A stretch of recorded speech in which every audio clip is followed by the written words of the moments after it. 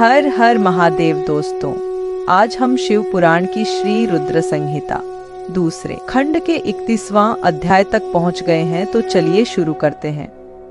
आकाशवाणी ब्रह्मा जी कहते हैं, हे नारद, जब दक्ष के उस महान यज्ञ में घोर उत्पात मचा हुआ था और सभी डर के कारण भयभीत हो रहे थे, तो उस समय वहां पर एक आकाशवाणी हुई। हे मूर्ख दक्ष, तूने ये बहुत बड़ा अनर्थ कर दिया है।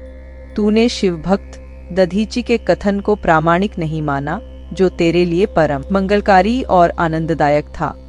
तूने उनका भी अपमान किया और वे तुझे शाप देकर तेरी यज्ञशाला से चले गए।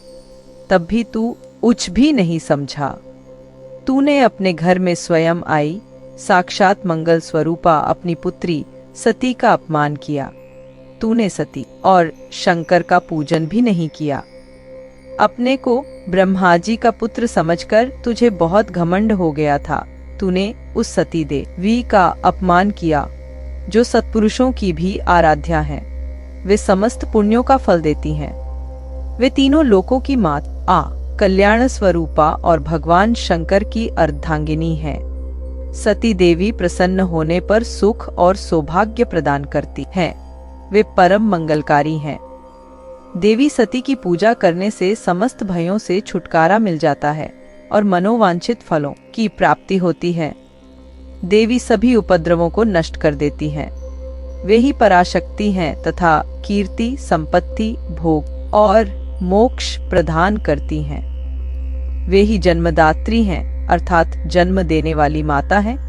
वे ही इस जगत की रक्षा करने वाली आदि शक्ति हैं और वे ही प्रलय काल में जगत का संहार करने वाली हैं। सती ही भगवान विष्णु सहित ब्रह्मा, इंद्र, चंद्र, अग्नि, सूर्यदेव आदि सभी देवताओं की जननी है। वे साक्षात जगदम्बा हैं। वे ही दुष्टों का नाश करने वाली और भक्तों की रक्षा करने वाली हैं। ऐसी उत्तम महिमा और गुणों वाली भगवान शिव की प्राणप्रिया धर्मपत्नी का तूने इस यज्ञ में अपमान किया है।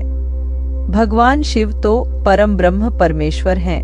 वे सबके स्वामी हैं। वे सबक कल्याण करते हैं। सभी मनुष्य प्रभु का दर्शन पाने की अभिलाषा सदैव अपने मन में रखते हैं। दर्शनों की इच्छा लिए घोर तपस्या करते हैं। वे भगवान शिव ही जगत को धारण कर उसका पालन पोषण करते हैं। वे ही समस्त विद्याओं के ज्ञाता और मंगलों का भी मंगल करने वाले हैं। वे ही समस्त मनोकामनाओं को पूरा करते हैं। हे दुष्ट दक्ष, तूने उन परम शक्तिशाली भगवान शिव की शक्ति की अवहेलना करके बहुत बुरा किया है। इसलिए तेरे इस महायज्ञ के विनाश को कोई नहीं रोक सकता।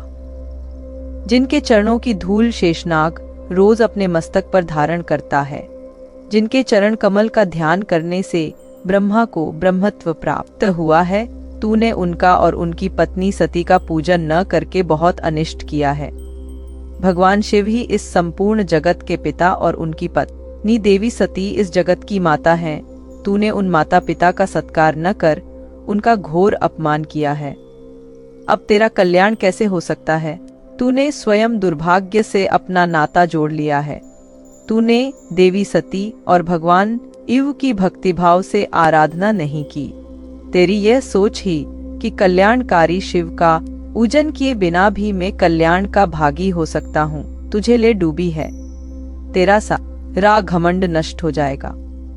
यहाँ बैठा कोई भी देवता शिवजी के विरुद्ध होकर तेरी सहायता नहीं कर पाएगा। यदि करना भी चाहेगा तो स्वयं भी नष्ट हो जाएगा। अब तेरा अमंगल निश्चित है। सभी देवता और मुनिगण यज्ञ मंडप को छोड़कर तुरंत ये से अपने अपने धाम को चले जाएं, अन्यथा सबका नाश हो जाएगा। गई। इस प्रकार यज्ञशाला में उपस्थित सभी लोगों को चेतावनी देकर वह आकाशवाणी मीन हो